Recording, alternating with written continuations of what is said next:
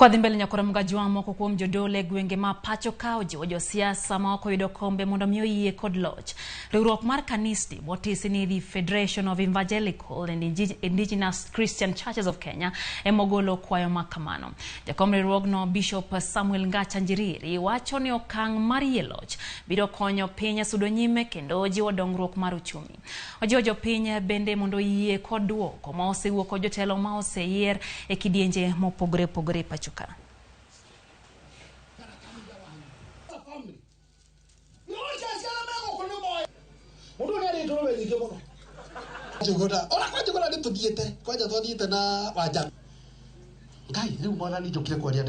Hatutaki kurudi kwa siasa. Tunaombea wale ambao wamechaguliwa waendelee na kutufanyia kazi.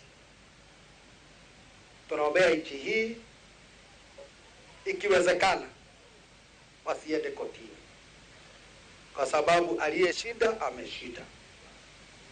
Tugoje miaka ingine 5 na ninajua Mungu atatubariki. Ningeomba kwa sababu kila wakati wa uchaguzi tunakuwa na shida nyingi sana, wakati huo biashara na nini, na hasa bado hatuja recover kutoka COVID. Niseme ya kwamba ingewezekana basi anaweza akatulia sasa. Hiyo kesi hatuitaki, maana tunataka kuendelea mbele na kiongozi ambaye tumemchagua. Ombi langu kwa watu wote, viongozi wote, hasa wapiga dawa wale katika serikalini, tafadhali mkubali Kenya yetu ikae kama kongamano tukitumia demokrasia ile tuliweka